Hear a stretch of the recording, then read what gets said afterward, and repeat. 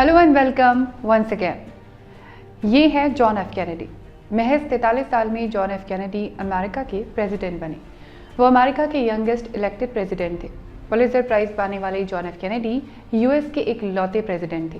Kennedy को 1957 में उनकी किताब प्रोफाइल्स इन करेज के लिए पुलित्जर प्राइज मिला। कैनेडी के टेन्योर के दौरान अमेरिका ने बहुत कुछ देखा। अमेरिका में सिविल राइट्स मूवमेंट हुए, क्यूबा मिसाइल क्राइसिस, जर्मनी में बर्लिन वॉल का कंस्ट्रक्शन, वियतनाम वॉर की शुरुआत भी कैनेडी के वक्त हुई। अमेरिका का अपोलो प्रोजेक्ट भी कैनेडी के प्रेसिडेंट रहते शुरू हुआ। अपोलो मिशन की सक्सेस ये थी कि 1969 में इंसान ने पहली बार चांद पर कदम रखा। कैनेडी के टेन्योर को कई बार कैमलॉट भी कहा जाता है। कैमलॉट का मतलब है होप और शाइनिंग मूवमेंट, यानी कैनेडी के टेन्योर को लेकर उनके साथ काम करने वाले और कई अमेरिकन्स को हाई होप्स थी कि अमेरिका उनके प्रेसिडेंट रहते बहुत कुछ अचीव कर सकता है। लेकिन फिर भी अमेरिका ने बहुत जल्द ही उन्हें खो दिया। कैनेडी सिर्फ 2 साल 10 महीने तक प्रेसिडेंट रहे। वो सिर्फ यंगेस्ट इलेक्टेड अमेरिकन प्रेसिडेंट नहीं थे, बल्कि वो सबसे कम वक्त के लिए भी प्रेसिडेंट रहे। 22 नवंबर 1963 में डलास में उन्हें गोली मार दी गई। अब कैनेडी के असैसिनेशन को लेकर कई कॉन्स्पिरेसी थ्योरी सामने आए। वो थ्योरीज क्या हैं? कैनेडी का असैसिनेशन क्यों किया गया? वो किस तरह की पर्सनालिटी थे? वो अमेरिका के यंगेस्ट प्रेसिडेंट कैसे बने? आज बात इसी पर। जॉन एफ कैनेडी 29 मई 1917 में मैसेच्यूसेट्स में पैदा हुए। कैनेडी एक ऐसी फैमिली से रिलेटेड थे जो अमेरिका की पॉलिटिक्स में एक्टिव थी। कैनेडी के father Joseph P Kennedy senior एक बिजनेसमैन, इन्वेस्टर और पॉलिटिशियन थे। कैनेडी की मदर एक सोशलाइट और फिलैंथ्रोपिस्ट थी। कैनेडी के मैटरनल ग्रैंडफादर बोस्टन के यूएस कांग्रेसमैन थे, यानी कैनेडी का फैमिली बैकग्राउंड फाइनेंशियली और पॉलिटिकली स्ट्रॉन्ग था। कैनेडी के 9 सिबलिंग्स थे। एक फैक्ट्स के मुताबिक कैनेडी की मदर अपने हर बच्चे के लिए एक उम्र तक एक वुडन बॉक्स में नोट कार्ड बनाकर रखती थी, जिसमें बच्चों को डॉक्टर के पास ले जाने से लेकर जूतों के साइज बढ़ने तक हर डिटेल होती थी। इसी से मिली इन्फॉर्मेशन के मुताबिक कैनेडी जब 3 साल के थे तो उन्हें एक लाइफ थ्रेटनिंग डिसीज हुई। हालांकि 1 महीने तक हॉस्पिटल में रहने के बाद कैनेडी ठीक हो गए, लेकिन उन्हें हेल्थ इश्यूज हमेशा रहे। कैनेडी ने 1940 में हार्वर्ड यूनिवर्सिटी से ग्रेजुएशन की डिग्री ली और यूएस नेवल रिजर्व ज्वाइन की। सेकेंड वर्ल्ड वॉर के दौरान उन्होंने नेवी में कमांडर के तौर पर साउथ पैसिफिक ओशन में काम किया। एक्सपर्ट्स का कहना है कि इसी वॉर में जॉन एफ कैनेडी ने अपनी लीडरशिप स्किल्स का एहसास करवाया था। सेकेंड वर्ल्ड वॉर के दौरान 2 अगस्त 1947 में सोलोमन आइलैंड के पास अमेरिका की PT-109 बोट को जापान के डिस्ट्रॉयर ने टक्कर मार दी।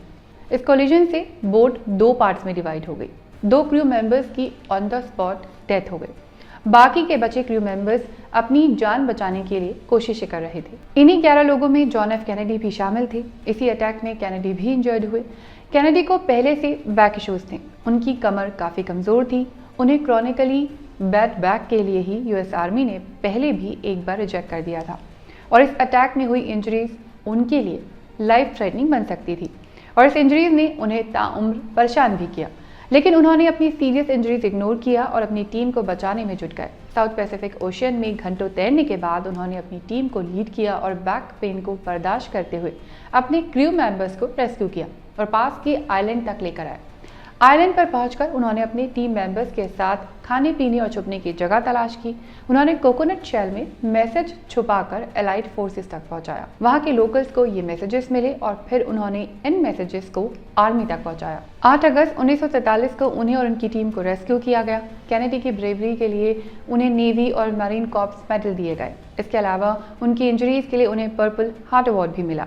इन एक्सट्रीम कंडीशंस में उनकी लीडरशिप अमेरिका के लोगों के लिए एक इंस्पायरिंग स्टोरी थी। पब्लिक में उनकी इमेज एक करेजियस और कैपेबल लीडर की बन गई, जिसने उनके पॉलिटिकल करियर को शेप किया। 1961 के यूएस इलेक्शन में John F Kennedy democratic party की तरफ से जीते और अमेरिका के 35वें प्रेसिडेंट बने। कैनेडी जब प्रेसिडेंट बने तो वो महज 43 साल के थे। थियोडोर रूजवेल्ट के बाद वो अमेरिका के दूसरे सबसे कम उम्र के प्रेसिडेंट थे। कैनेडी ने इलेक्शन में उस वक्त के अमेरिकन प्रेसिडेंट रिचर्ड निक्सन को हराया था। कैनेडी के टेन्योर के दौरान Bay of Pigs invasion, Cuba missile crisis, Berlin wall का कंस्ट्रक्शन, वियतनाम वॉर की शुरुआत और अपोलो स्पेस प्रोजेक्ट की शुरुआत हुई। अपोलो स्पेस प्रोजेक्ट में कैनेडी का इंपॉर्टेंट रोल माना जाता है। उन्होंने ही इस प्रोजेक्ट के लिए यूएस कांग्रेस को अपनी फंडिंग बढ़ाने के लिए रिक्वेस्ट की। उन्होंने अपनी स्पीच में कहा कि मेरा मानना है कि अमेरिका को 20वीं शताब्दी खत्म होने से पहले इंसान को चांद पर उतारने और उसे वापस लाने के लिए कमिटेड होना चाहिए। उनके मुताबिक कोई और स्पेस मिशन इससे ज़्यादा इंप्रेसिव नहीं हो सकता, क्योंकि ये आगे स्पेस को और एक्सप्लोर करने के लिए, यूनिवर्स के बारे में जानने के लिए काफ़ी इंपॉर्टेंट है। कैनेडी ने सितंबर 1962 में कई स्पेस फैसिलिटीज़ का दौरा भी किया। इम्पॉर्टेंट बात यह है कि ये कोल्ड वॉर का एरा था, यानी यूएसएसआर और अमेरिका में अपनी पावर दिखाने की रेस लगी थी और यूएसएसआर भी स्पेस में अपनी अचीवमेंट्स के लिए लगातार कोशिशें कर रहा था। कैनेडी चाहते थे कि अमेरिका वर्ल्ड पावर के तौर पर यूएसएसआर से आगे रहे। अमेरिका में सिविल राइट्स मूवमेंट भी कैनेडी के दौरान हुए। मार्टिन लूथर किंग का राइज, यानी मार्टिन लूथर किंग की पॉपुलैरिटी, ब्लैक अमेरिकन के लिए इक्वल राइट्स को लेकर उनका प्रोटेस्ट कैनेडी के वक्त ही रहा।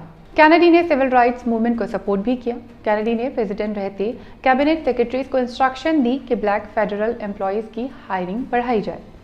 उन्होंने जब 1963 में सिविल राइट्स बिल का प्रपोजल रखा तो उन्हें क्रिटिसाइज किया गया। कई पॉलिटिकल लीडर्स भी इसके खिलाफ थे। बहुत से अमेरिकन ने इसको अपोज किया, लेकिन उन्होंने कहा कि सिविल राइट्स सिर्फ कॉन्स्टिट्यूशनल इशू नहीं है, बल्कि ये एक मॉरल इशू है। एज अ प्रेसिडेंट कैनेडी की एक और अचीवमेंट रही कि वो न्यूक्लियर वेपन को बैन करने के लिए ब्रिटेन और यूएसएसआर को मनाने में कामयाब रहे और अगस्त 1963 में nuclear test ban treaty sign की गई, जो पूरे वर्ल्ड के लिए एक राहत की बात थी। लेकिन नवंबर 1963 में कैनेडी का असैसिनेशन हुआ। उनके असैसिनेशन को लेकर कई थ्योरीज हैं। इन कॉन्स्पिरेसी थ्योरीज की वजह थी कि जिसने उन पर अटैक किया था उसे भी किसी ने मार दिया। कुछ थ्योरीज में कहा गया कि नेबर कंट्री क्यूबा के साथ अमेरिका के उस वक्त के रिलेशंस उनके असैसिनेशन की वजह थी। इसमें यूएसएसआर की भी इन्वॉल्वमेंट हो सकती है और कुछ थ्योरीज में अमेरिका की इंटरनल पॉलिटिक्स को भी शक की निगाह से देखा गया। हालांकि इन्वेस्टिगेशन रिपोर्ट ने इन थ्योरीज को रिजेक्ट कर दिया, लेकिन उनके असैसिनेशन की रिपोर्ट अब तक खुद कॉन्स्पिरेसी थ्योरी बनी हुई है। इस इंफॉर्मेशन से जुड़े अगर आप कोई फैक्ट्स देना चाहते हैं, शेयर करना चाहते हैं, तो कमेंट बॉक्स में लिखकर ज़रूर बताइएगा। और अगर ये वीडियो पसंद आया तो इसे लाइक करिए, शेयर करिए और चैनल सब्सक्राइब करिए।